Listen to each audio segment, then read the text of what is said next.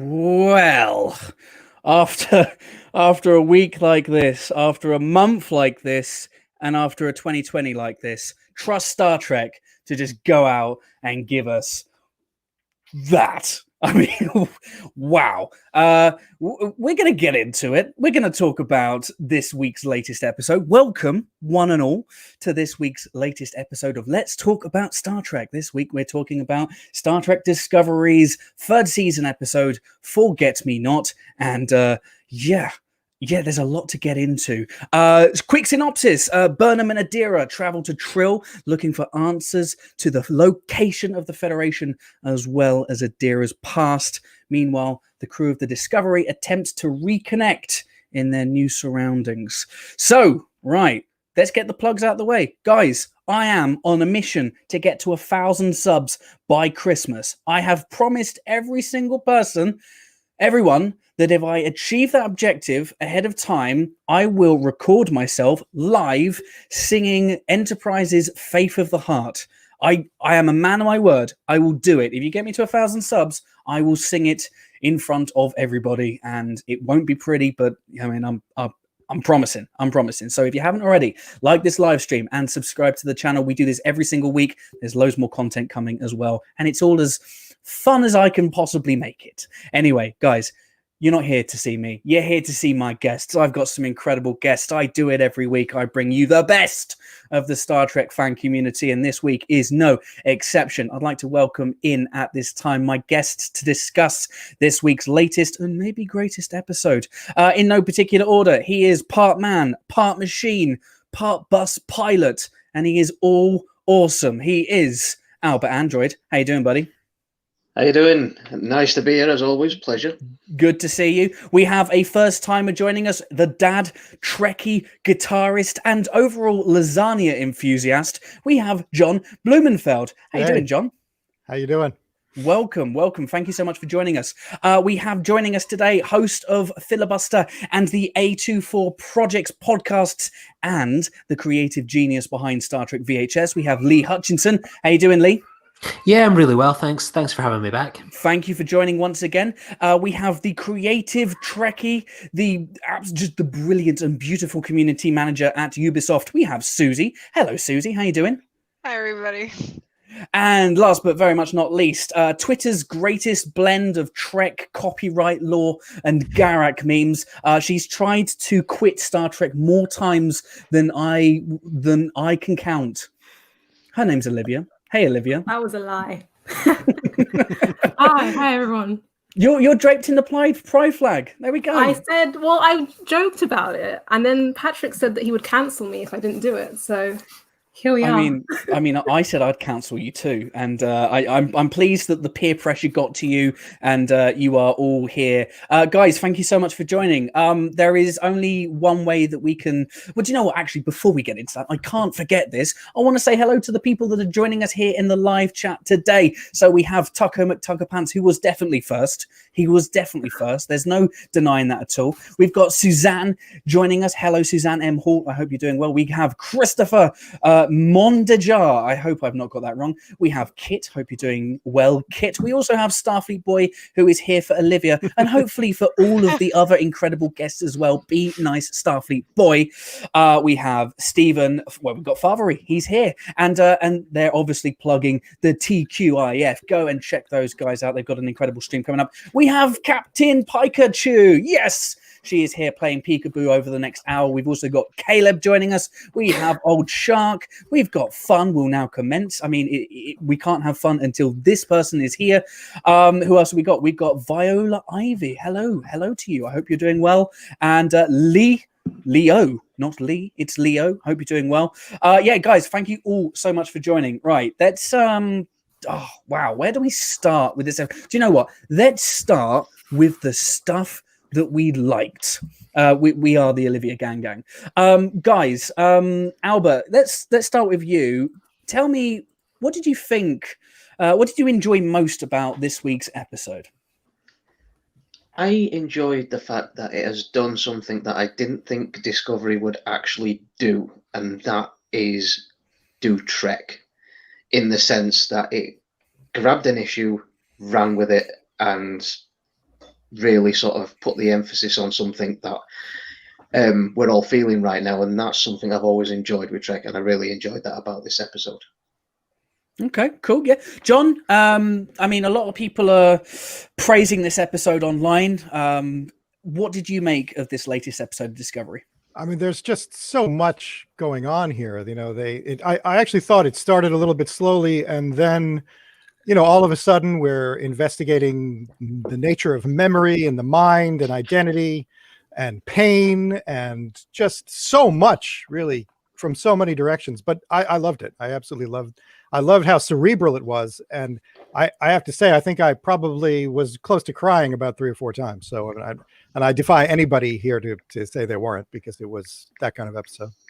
Yeah, I felt that it was a very good mix of the cerebral elements, the classic Trek that Alba kind of mentioned, and also the feeling, the emotional, the tangents that Discovery's always excelled at. Lee, what did you think of Forget Me Not? Yeah, I really enjoyed it. I think for me, one of the highlights, and I'll avoid sort of going into spoilers because there's certain elements I'd love to discuss, but I really enjoyed that. As kind of, I think it was the first guest kind of mentioned, sort of, it felt like a Star Trek episode. Like, it felt like a nice away mission, you know, going to a planet, learning more about a culture, discussing a social issue. You know, those have been few and far between in Discovery. You know, there's obviously been episodes like New Eden, for example. So it felt like a very traditional episode of Star Trek, but one that was thoroughly modern as well. And I'm really excited to dive into this episode. There's so much to discuss, some interesting creative choices. But yeah, I'm excited.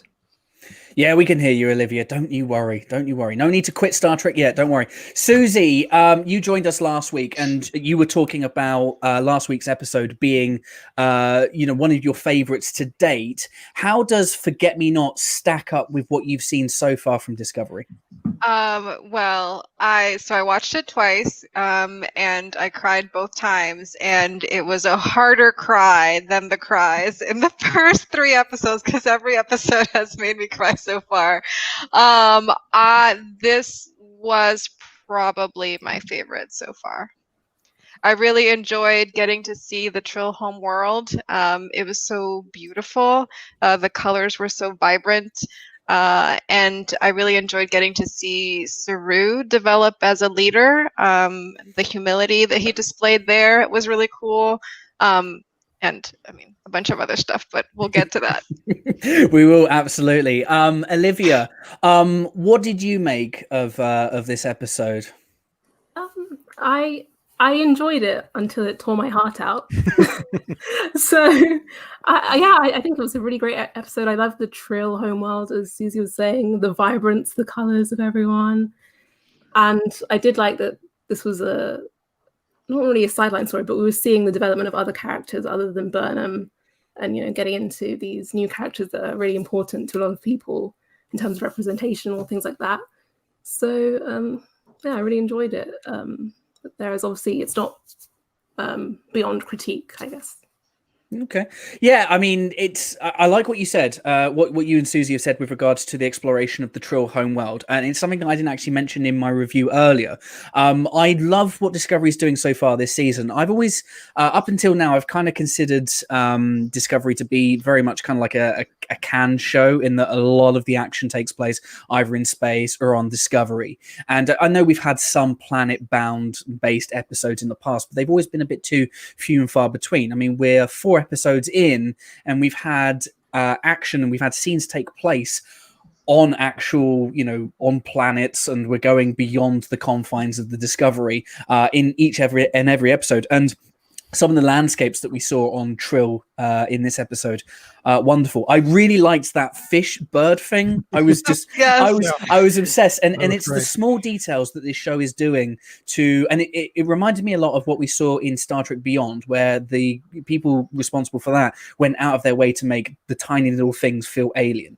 And on Trill, you just have these beautiful, different colored flowers in combinations that we just don't see on this planet. And the wildlife just absolutely wonderful. Yeah. I mean, I needed this episode this week. I'm sure we can all agree that we all needed this episode this week. And it's so lovely to see Star Trek tackle the cerebral elements that I feel it's kind of missed a little bit. This was definitely more of a let's solve our problems through being together, putting our arms around each other and having conversations rather than pew pew pow pow that we know Discovery is very, very good at, but sometimes leans on a little bit too much. But yeah, really, really, really enjoyed this episode. It is my favorite of the bunch. I want to go around the room now, be as brutally honest as you can. Is this the best Star Trek Discovery has ever been? Alba, is it the best Discovery has ever been for you? I'm actually gonna go with it and say yes. Okay. There are other episodes I've liked, but yeah, this one I think definitely yes. John, same question to you. Yeah, I think it's really been building with the arc, and that this really feels like it's peaking. It's really getting to a high point. So yes. Lee, what about you? I think this is the most consistent Star Trek Discovery has been since episode 1. I think the behind the scenes kind of things being settled there. I think this sort of semi-reboot has allowed the show to be a bit more consistent. I don't think this is the best episode of Discovery, but it's one of the best that they've produced. And I agree that I think it's getting towards a peak, and I'm really excited about the episodes ahead. Susie, what do you think? Is this peak Discovery for you? Yes, I think that the change in tone this season is really welcome. I think it's something that we all really need right now. It's like a comforting blanket, and I also think that that it's more consistently good. Every single episode is good, and I also think Maria was right last week to withhold some Delta shields because it just keeps getting better and better every consecutive episode. She definitely rated the episode wisely for sure. Yeah. Olivia, for you, is this as good as it's gotten so far for Discovery? I think it's reached like a new sort of vibe from the show. I don't think I'd say it's reached its peak. I've enjoyed a lot of season 2 especially, but I guess with the addition of Captain Pike, that was also sort of, I guess, separate in a way, sort of tangential, but no, I don't think it's the best I've seen yet, but it is sort of, it's getting better every episode, and it's I loved it. Yeah, I mean, I think for me, maybe peak is the wrong word to use, because when you say peak, it usually means this is as good as it's ever going to get and it's all downhill from here. I would, in my opinion, this is the best Discovery episode I've seen to date of everything that I've seen. It left me, it didn't quite hit the same emotional heights as I've seen it has done for other people, but there was one moment, and we will get to it, that had lumps in my throat and meant a lot to me to see it depicted on screen, especially in this franchise. But for me, it's the best we've had so far. But the thing is so far, I think confidence is so high. My faith in this show is now reached this point where, what are we going to get next week? I hope that they are able to maintain altitude. And I feel like there's no reason why not. It feels like to me that the show has taken, it's kind of reached this next level, and they're not quite in top gear yet. So that's what I feel like. I feel like there's a lot of things that this show can still do. Confidence and faith in this show is sky high. Let's talk. I've kind of broken this up into two sections because we've got two different plot points. I mean, we've got what's going on the planet, and we've got what's going on Discovery. Let's talk about the first element first. Adira, Gray, and the Trill. Now, Alba, we saw the reintroduction this week of the Trill homeworld, those caves that we'd seen all those years ago in Deep Space Nine. A bit of an expansion on the mythology of the Trill. But what was your thoughts with regards to the return of that race, and what do you think of Adira and the introduction of this Gray character? Well, first of all, I'll start with Gray. I really enjoyed that character. I can't quite put my finger on it, but there was just something about the way that was played that just, it was really enjoyable to watch and comforting. It was, you felt like you could empathize with them and the situation that Gray and Adira were in. as for the Trill, bringing the Trill back into Star Trek, I think it was a really nice touch that we're getting these traditional species back into Trek, and I feel like it was really good because I don't think we ever did see the Trill homeworld or anything as such in previous Trek. I might be wrong. I don't think we have, but it was good to go there, and I really, really enjoyed that. There was elements of it that I was like, okay, but considering that we've never actually been there, who am I to judge? So, like I say, it was one of those where I'd like to say I think. This basically sums up the show. It's hard to put into words in some elements because it's like you've had so much discovery in the past that's been very critiquable.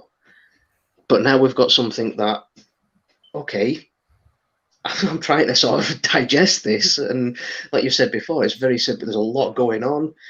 But yeah, I think it was a really good idea. The storyline was really good. I mean, particularly when we were on the Trill homeworld, the whole, "Oh, you're an abomination, you should be gone," that really is something that resonates, I think, with people today, is that that's the way that some people are made to feel in society, and they shouldn't be, and I think that's a really good storyline, plot line to go with. So that's what I really enjoyed about that was being brought up to the forefront. I think you raise a good point. Sometimes Discovery can be a little bit overwhelming, not necessarily in a bad way. I mean, when I was attempting to make sense of it in my review earlier, it was just like, it was just like, oh, how do I make sense of all this stuff? I just finished watching it, and I like to try and get my thoughts on tape as quickly as I can, and sometimes it could be a bit difficult. But I see where you're coming from. John, what did you think with regards to the reintroduction of the Trill this episode, and the exploration of Adira and that lovely relationship between Adira and Gray? Well, first of all, one thing this episode did, it may be a little on the nose, it literally went deep when they went into that pool and down they went. But I loved the way that worked with, as I said before, this investigation of memory and mind and identity, and what does it mean if you have lost your memory? Who are you really, and what happens when Adira reinstates those memories? And at the same time, there is a relationship with Gray, which I think one of the things that Discovery has done extremely well are loving relationships. I mean, I like to say, of all the relationships that we've seen in Star Trek, the relationship between Hugh and Paul is my favorite one, because it's not the big things about it. It's the little stuff, like when they're brushing their teeth, that something about the two of them together is just so real and believable. And I found the relationship between Adira and Gray very reminiscent of that. Very, very warm, very loving, very believable. And of course, all of that plays into this whole investigation of identity. Both of them are fluid identities, and I'll let other people talk about that. And then, of course, the whole issue of PTSD, which or the stress that Adira is going through, which relates back to what's going on the ship. So it's working at the same time on all of these different levels, and it really does just overwhelm you. But I very much enjoyed it, and I've watched it twice already, and I'm sure I'll be watching it again. I've only actually seen it the once, so I do need to check it out again, and that's probably what I'll be doing in the early hours of the morning. I will say this: I mean, the relationship, the dynamic. I totally agree with you, John, on the way Discovery, the way it does relationships is just so different to the Trek that we've seen in the past. It feels very, very organic. Paul and Hugh is tremendous, but Adira and Gray, the way they looked at each other, the way they interacted with each other, they were interacting with each other like they had known each other for years, and that is something that is difficult to do. They're actors, but it's just tremendous. The way they've been written, the way they've been brought to screen is absolutely fantastic. Lee, what were your favorite aspects of this part of the episode, and what are your thoughts with regards to the Trill, Adira and Gray? Yeah, for me, on the positive side, first and foremost, I don't know if you're wanting to touch into potentially negatives with this side of the kind of plot, but what I really liked was up until that very last moment, whether it's been sort of the discussion that kind of fandom has been having for months now that we were going to go to the Trill homeworld, that this mysterious character, I think a lot of us potentially expected it to be a Dax symbiont. And I allowed myself to be kind of buy into that hype and theory. And I think right up until that last moment when we're seeing all the previous hosts, I was like, oh my God, we're going to see like a Jadzia and an Esri in the next kind of few moments. I was like, it's going to happen. And it didn't. And in one sense, I would have done cartwheels because it's one of my favorite characters. But ultimately, I was really happy that they avoided that kind of fandom thing that they've probably been guilty of in some of the earlier seasons, that it's something new, it's something exciting. We've not been exposed too much to other Trill, in the series, apart from kind of the Dax characters and a few others here and there. So I'm glad that they're keeping the universe big. We're introduced to new Trill characters. That was really excited. My one issue that I potentially have with this Grey and Adira plotline was, obviously we saw it in season 1 of Discovery, and I think they're kind of doing it a little bit again here, is the kind of the bury your gays trope. It's one of those ones, we have this relationship and immediately we see one of them is killed off within their first episode that we're introduced to. And obviously there's something kind of going on and it will continue to develop according to interviews I've read with them today on Trek Core, then season 4. But that made me feel slightly a bit uncomfortable that that's the second time that we've had an LGBTQI plus relationship, and one of them has been killed quite early on. And we saw the backlash and the controversy to that in season 1, and I was a bit surprised, uncomfortable, and a little bit disappointed that they went down that route in the first episode that we were introduced to this relationship. It was a bit disappointing. Yeah, and let's get Susie and Olivia's thoughts on that. It'd be interesting to know. I mean, I noticed it as well, and I went and read a couple of articles on the internet afterwards. I think it's worth being kind of mindful of and being aware of as someone who is white, cis, het. I don't know the terms. I mean, I don't feel qualified enough to provide condemnation or I don't know, praise. I don't feel qualified to talk about it in too much depth. But Susie, talk to me about this storyline plot, Adira Grey, the Trill, and what Lee said. Is that something that you felt as well when you were watching it? Yes, it was something that was very disappointing in an episode that I generally loved so much. Especially because they trumped up the addition of this character, Gray, and he did such a lovely job. And so to have the character introduced as already dead, actually, because we saw him die through flashbacks, was really disappointing. I am still holding out hope that there is going to be some kind of twist or something that will make a worthwhile payoff to that type of character introduction. But we'll see. And so yeah. So because I was here last week, I had made notes for myself on what I like and what I didn't like. And that would be my one criticism of this episode, is that the character of Gray was introduced as already dead. So. Yeah, I mean, kind of what we've been getting to is the fact that Adira, when she was cast and when that announcement was made that she was going to be Trek's first non-binary character. Now, to my understanding and what I've picked up so far in last week's episode and this week's episode, they're still referring to Adira as she, as her. Now, Susie, I want to work around the room as well and get your thoughts on this if you have some thoughts. But could it be potentially that the legacy of Gray is Gray helps Adira understand that she's a they, maybe, and helps Adira potentially come out as non-binary. What are your thoughts with regards to that, Olivia, and also the rest of this wonderful stuff that we saw in this episode? Yeah, so just to go back to what Lee and Susie were saying, I agree with that issue of the bury the gays trope coming back up and how that was disappointing. Even if there is a resolution, that trauma is still there, and that was the beginning of that character, and that will always be how we were introduced to that character. But in terms of the pronouns thing, I'm cis as well. I'm LGBT, but I'm not cis. So I am cis, so it's my understanding that you can be non-binary and have you don't have to have they them pronouns.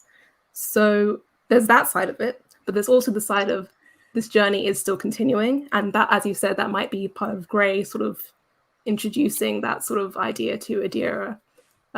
So I think that's something to be excited about to come. I'm like still have some, like, I was initially angry, but I still have faith that it's going to be okay. Faith of the heart. Days.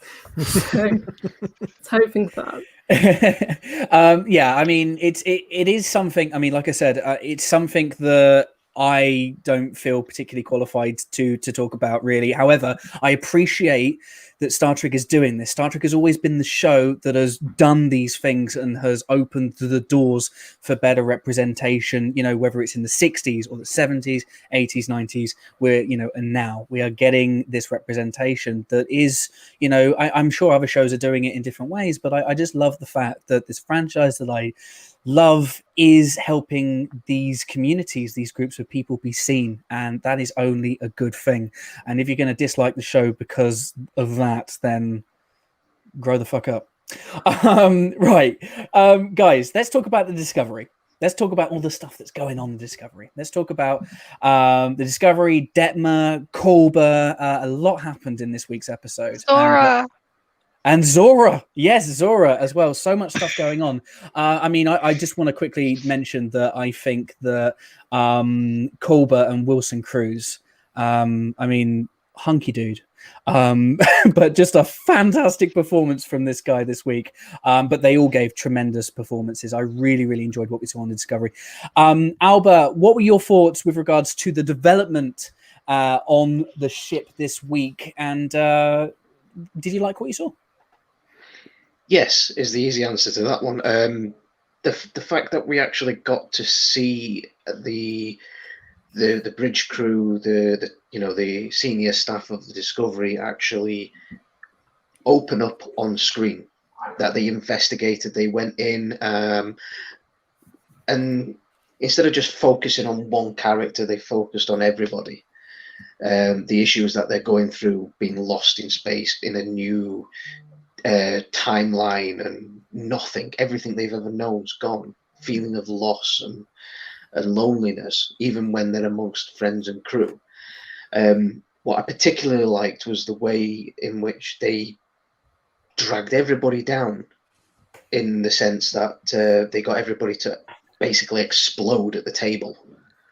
You know, with Detmer's character, I mean, that was I think a brilliant bit that showed PTSD. I mean, I'm not even sure if that's the storyline they're going with, but it certainly looks like PTSD.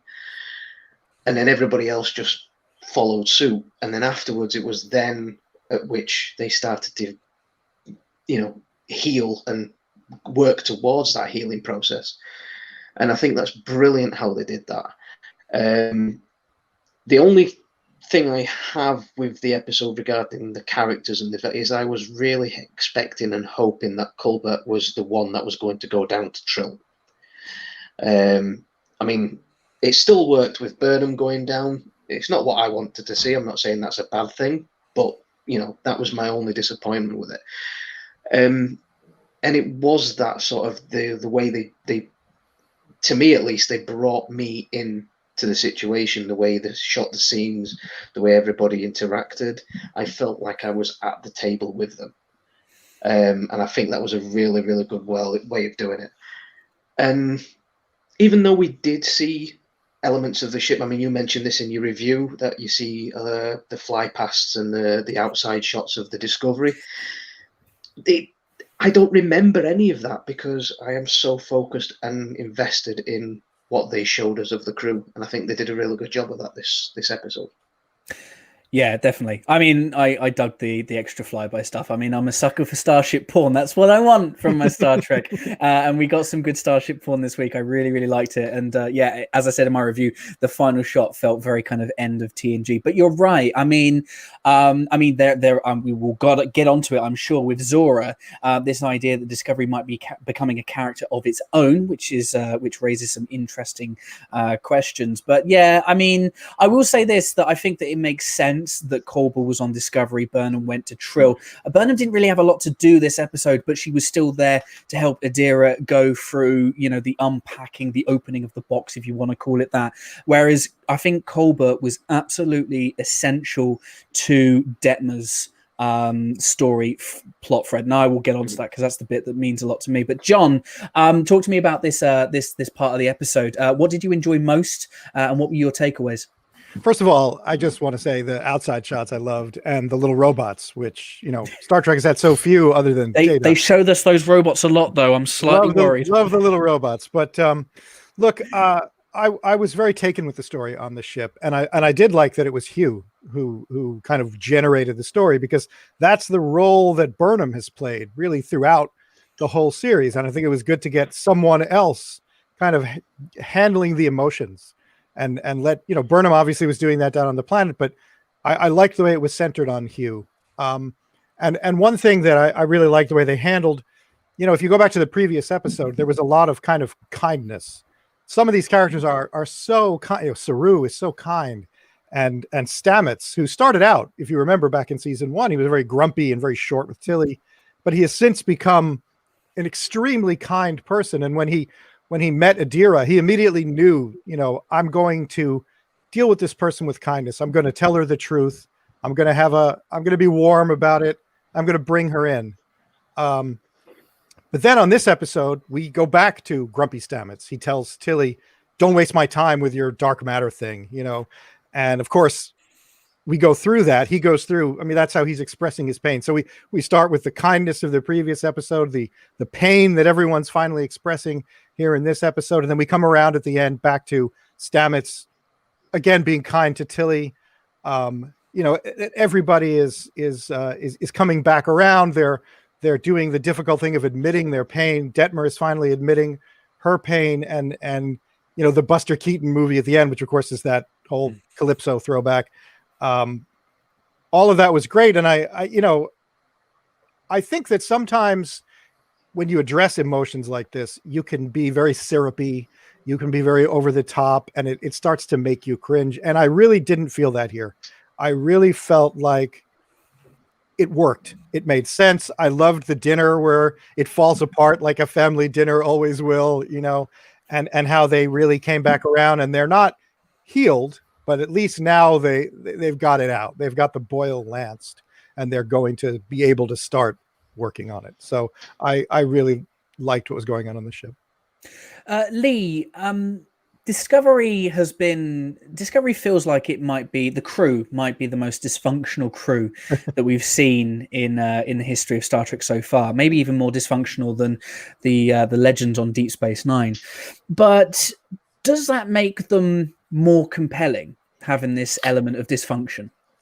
Yeah, I think so. I think one of my biggest issues with sort of the first 2 seasons of Discovery was sort of the lack of fleshing out some of these exciting kind of characters, Kayla, Jonah, Linus. I'm loving seeing more of him. It's one of these things, like, these are really interesting characters, and they have the opportunity to avoid the mistakes that Voyager made of just focusing on your series regulars and just having these kind of window dressing kind of other characters. And I really enjoy that Michelle Paradise, the kind of showrunner, has really emphasized more of these kind of characters and how they can complement the work that the regulars are doing.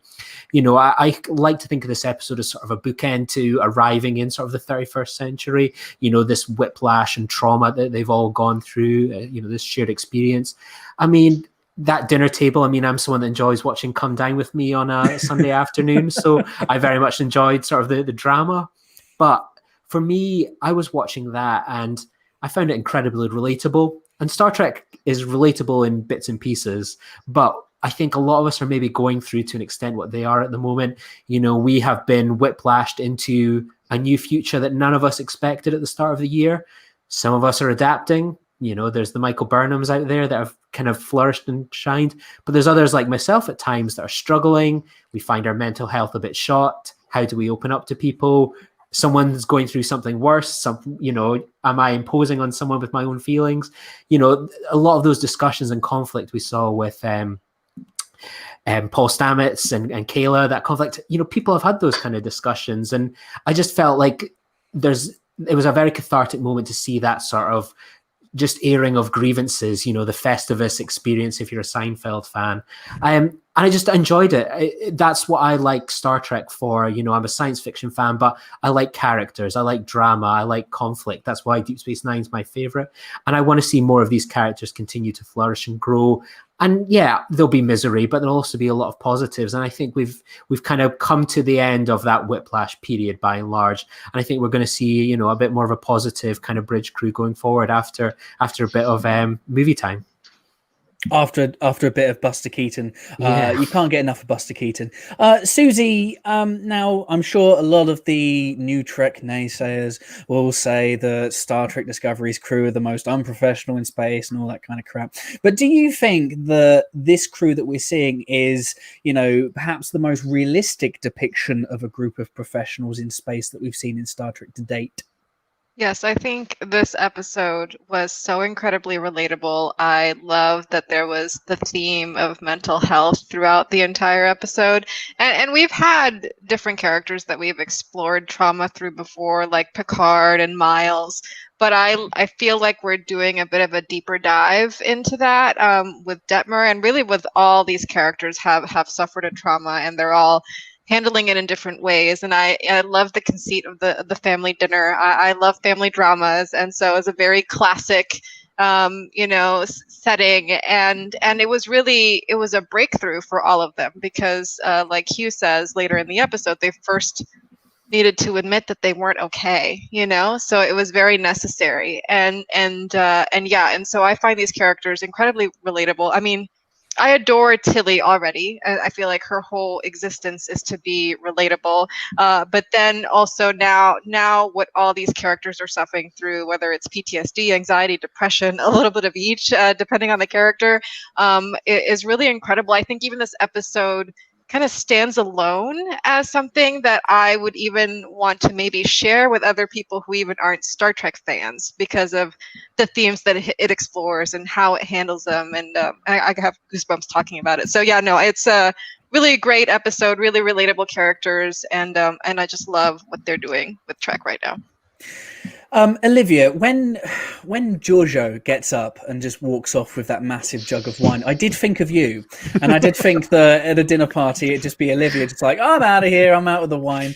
But with regards to this episode and what was happening on Discovery, so much stuff. Stamets and Tilly, Kolber just trying to heal everybody. Saru, Zora. We'll go around the room with regards to Zora because that's interesting.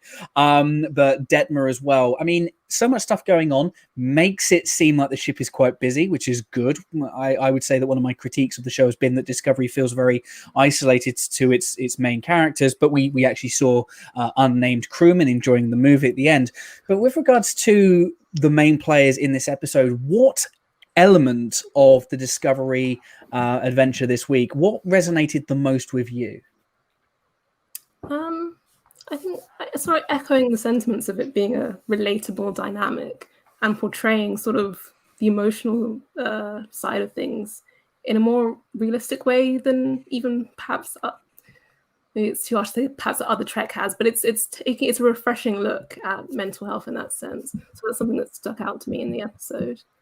But I did enjoy seeing like the Captain Saru dynamics, just seeing how that's going for him. I'm so proud of him. Yeah.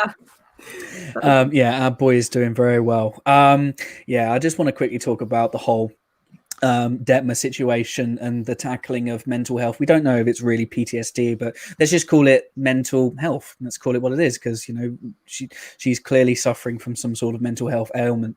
And I mean, I got to say, guys, this bit did it for me. It was the scene right at the end where the medical bay doors open, and it's the look that Culber gives Detmer. Culber looks at Detmer like, okay, right, you're ready now. You're ready to come and talk to me. And so much compassion bled through the screen. It was almost overwhelming, actually. And the pause, is like, how are you feeling? Are you okay? And she just goes, no. And it just got me, because these are conversations that we should be having on a more regular basis. And I love the fact, again, that Star Trek is doing this right now. I do not want this just to be the end of it, though. That's one thing that I want to make really, really clear, is talking about it is a huge step. Now comes more conversation and recovery and rehabilitation, and I would like to see Detmer, of course, get better, because I really like her. I think she's a great character, and I think from what we've seen in the previews that Detmer is going to have some opportunities to shine on her own. But yeah, that whole scene with me, and just a perfect combination of Detmer's performance and Wilson Cruz as well. Just absolutely just being this. He's Papa Discovery. Saru's maybe the brain and the command of the ship. In this episode, Culber was the heart. And I absolutely was there for it. Let's talk about Zora. We've got some sphere data taking over the Discovery, and it took me a little bit. It took me a while to get it, but obviously Saru is attempting to use the computer for guidance, as he does quite a lot, and it's wonderful to see that. But Zora is now incorporated and is starting to come out. Her personality is starting to come out. Alba, did this bit take you by surprise? And where do you think this is going? Yes. Do you think we're going to get to Discovery being renamed Zora, the USS Zora? Maybe, I don't know. I don't think it'll go that far, but I was exactly the same as you. I was like, when Saru was doing the whole computer, what would happen if this, and he starts backchatting the computer, and then all of a sudden the computer starts backchatting him, or coming back with witty comebacks, and I'm like, hang on a minute, is Saru, is he tripping? Is he is there something in the environmental controls? What's going on here? And it did take me a few minutes to actually hang on a minute. This is okay. I've seen that short trek. I can see what's going on here, and I'm like, I think that's going to be a really, as long as they don't overplay it too soon. That's what worries me about that, is that they've let this out into the open a little bit, that they take it off the leash, and I don't want them to do that. Just every now and again, when the situation calls for it, and build it up. But yeah, I think it was a really, really good comedic relief in the show, even though I don't even think it was intended as such. For me, it did make me chuckle a little bit, because it was like that back and forth between Saru and Zara was like, I loved it, enjoyed it, every minute of it. That's pretty much it, to be honest with you. I mean, John, what did you think about Zora's sudden appearance in this episode? Well, I loved the computer suggesting therapeutic coloring books and interstellar shopping as ways to give. But my one overwhelming thought about it was that Saru was not nearly as concerned about that as he should have been. I mean, like, he finds out, he hears the computer suddenly start laughing and developing a personality, and he's like, well, let's plan dinner now. It was, I thought he should have been a lot more concerned. I would have been. Much as I'd be interested in this suddenly more intelligent computer, I'd be very worried. So that struck me. But obviously, it's the callback to the short trek, and like Alba, I'm very, very interested in where that story is going to go, and how they're going to take us from here to that empty Discovery that we saw in the short trek, and what the story is that gets us from here to there. So. I am interested in seeing more of that, and I agree that it shouldn't be overdone, but it seems like a very interesting storyline.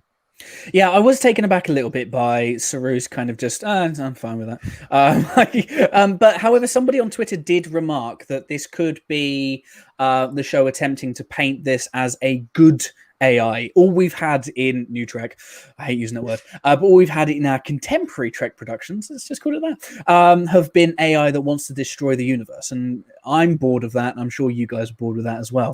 But Lee, do you think that Zora and Saru, do you think they're going to be a kind of buddy couple partnership going forward? And do you think that it has comedic legs, or do you think that they're going to kind of play this straight? I'm going to be interested to see where it goes. It kind of took something that I kind of just didn't think much of at the end of last season, when obviously they tried to destroy the Discovery, and then it's like, oh no, the ship isn't kind of making us not blow up. So let's go we've got to take it to the future as you do.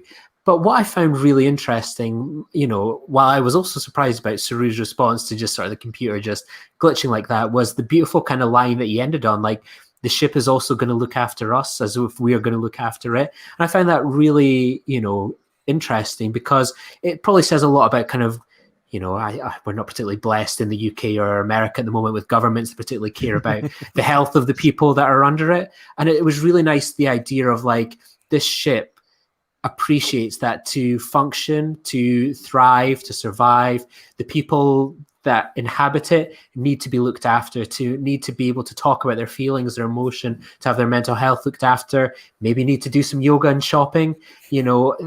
I found that was somewhat relatable just now, where we need to be looked after, we need to be cared, and we need someone to maybe just make those little small touches, especially when we're in lockdown at the moment. And we can't go along to maybe watch a Buster Keaton film, for example, or maybe reach out and have that hug with a friend near us. But hopefully there's someone out there that's protecting us, caring for us, because they need us long term, ultimately, for a successful mission in life. Susie, how do you think Zora continues to evolve? Do you think that, ultimately, I didn't think that we were actually going to get any mention of anything from Calypso in this. This was yet another one of my predictions going into season 3 that has been completely debunked. Don't fact check me anytime. It's not going to work. But we've seen Zora. We've seen what Zora becomes in the end. Do you think that? Do you think the events that we've seen in Calypso, that means that kind of future is happening now? And how do you feel that Zora's relationship as Discovery's AI is going to continue? Yeah, so it's really interesting because I was very much looking forward to seeing how and if they were going to tie Calypso into this season of Discovery. So I was delighted that we got that tie-in so soon as we did, and so clear as we did with Zora. I think obviously that is a direct tie-in, so that means at some point they're going to have to abandon the Discovery.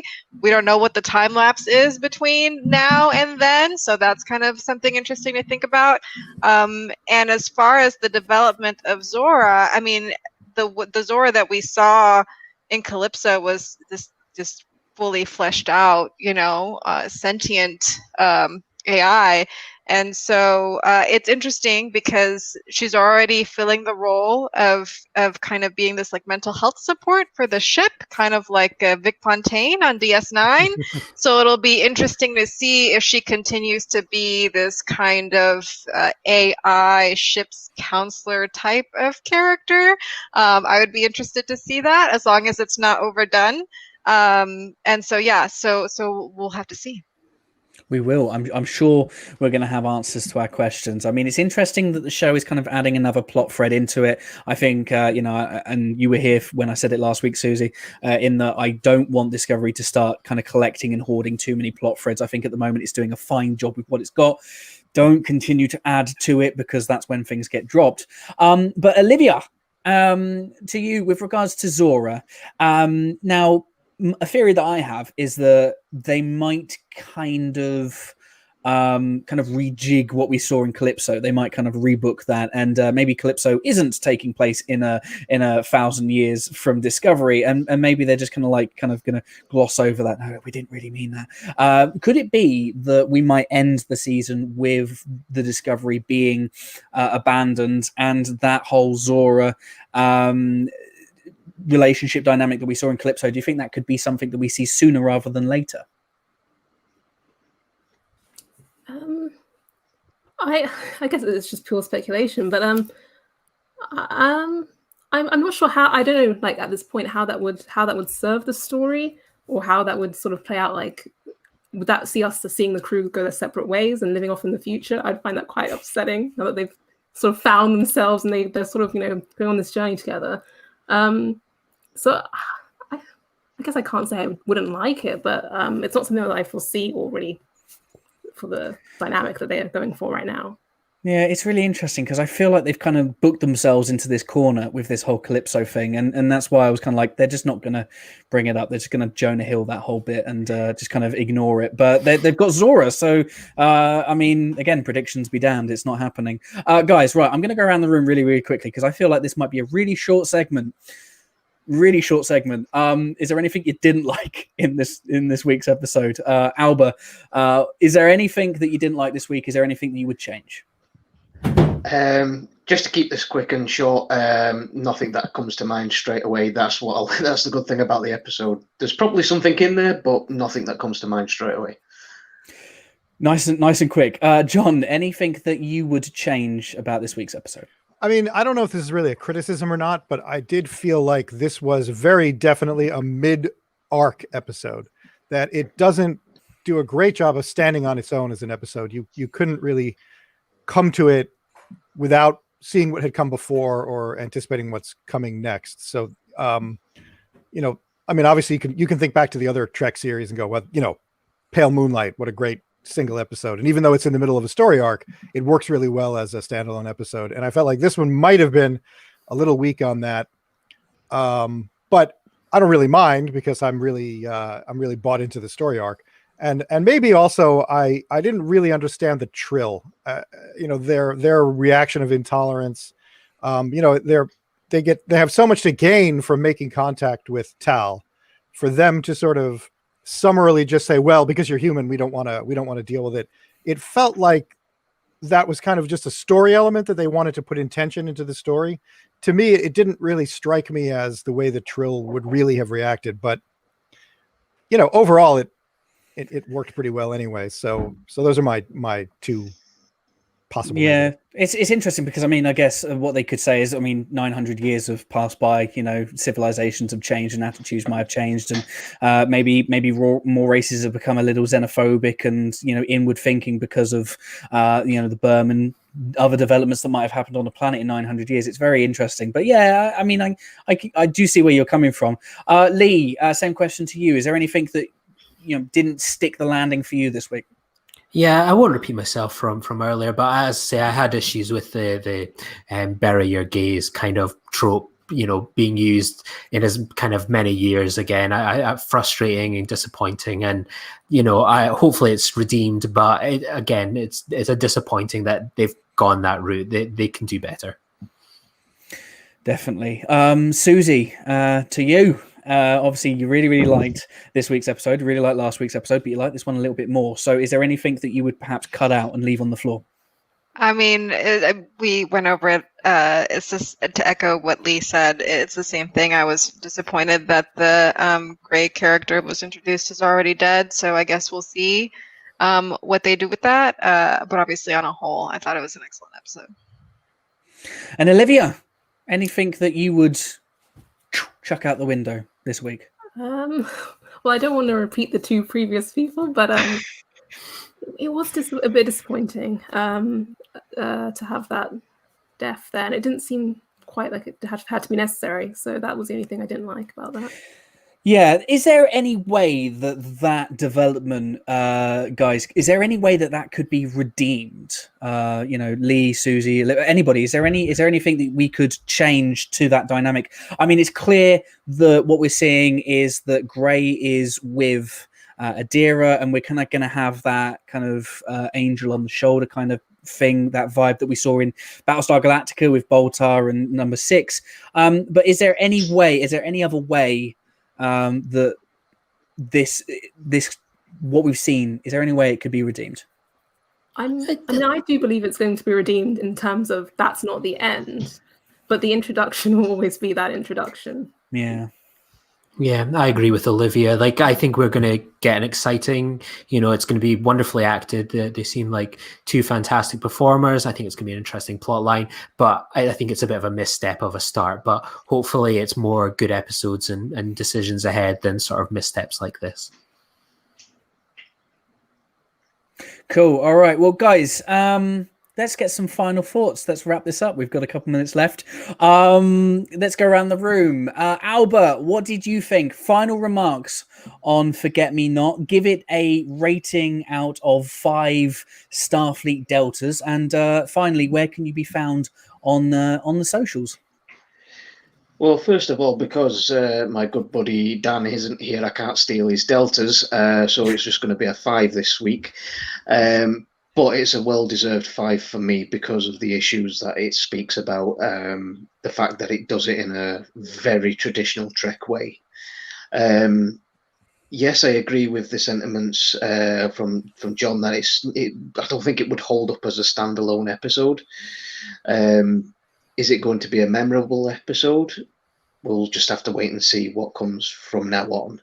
But on what we've got so far through the seasons so far and the episodes this season, I think it's definitely the best so far, as far as the season's going. Yeah, without actually going over what everybody said, I think, like I say, overall, very good. There are the issues which I'll not go over again, which everybody's mentioned regarding the introduction of Gray's character, which I completely agree with, I must admit.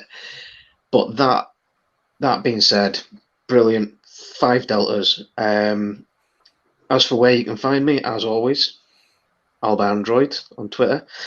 You can also get to me through at Spock the Week on Twitter as well. So hit me up anytime. And over to John. You're a gent. Thanks, Alba. Thanks very much. John, yeah, same to you. Closing remarks on this latest episode. Give it a star rating out of 5 Starfleet Deltas. And where can your lasagna-loving face be found on the internet? Yeah. So, I would give it a pretty high rating. I think I'll give it like 4 3/4, just because I want to give room for some possible future episode to just blow everything out of the water and be an absolutely perfect 5.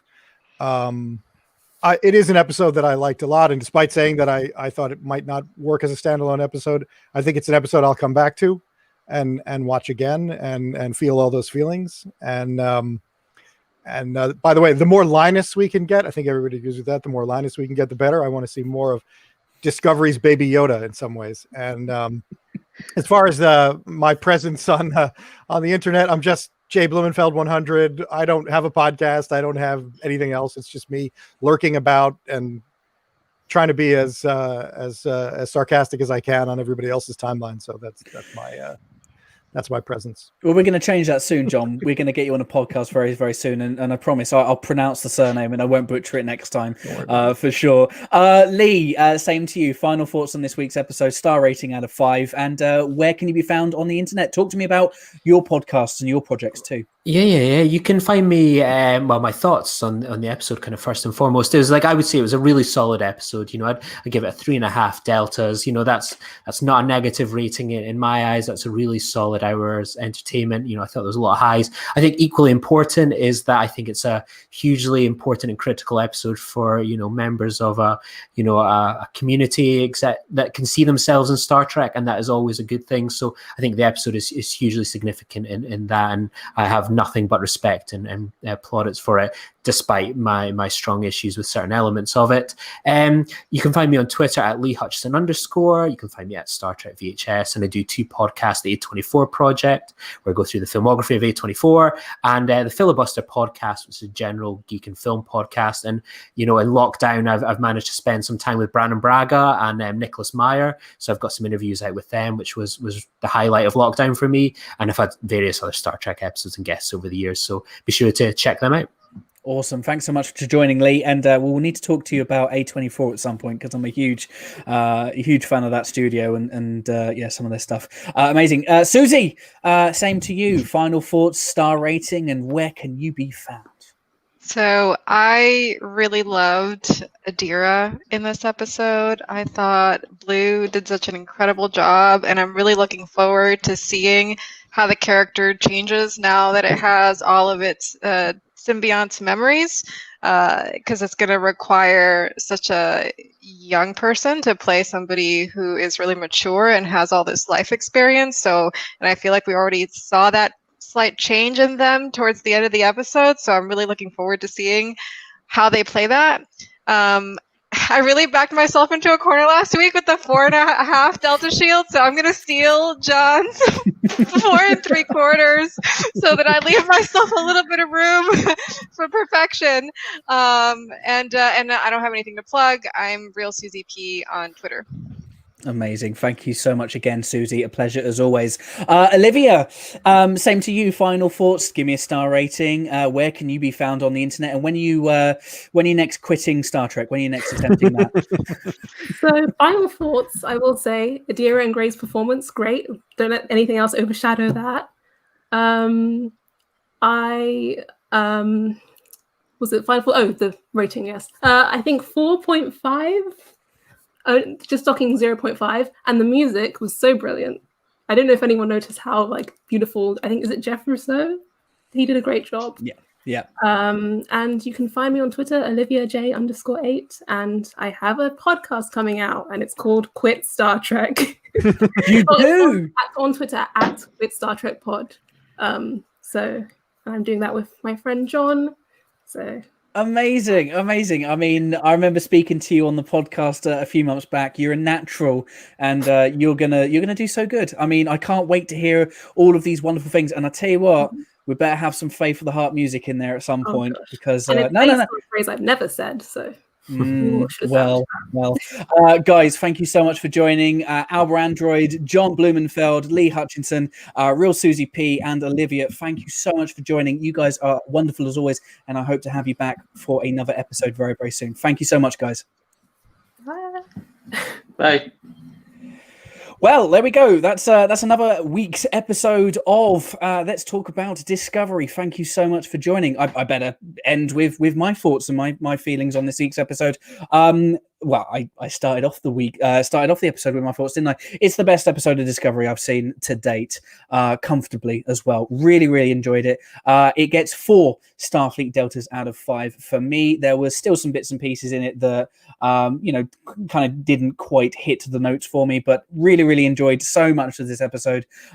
Everything on Trill, everything on Discovery is just tremendous, and I love the fact that the show is finally shining a light on the show's supporting cast. It's really, really a joy to see. We're finally getting that ensemble show that we absolutely craved. Well, there we go. Thank you so much for joining. Do join us again next Friday. Got the times wrong, 9 p.m. GMT because of the time change, 4 in the East. I hope you can join. We're going to be talking about next week's episode, and I'm going to have some wonderful guests join me again. So from me, Michael, aka the TrekLad, thank you so much again for joining. Take care of yourself, and until next time, live long and prosper.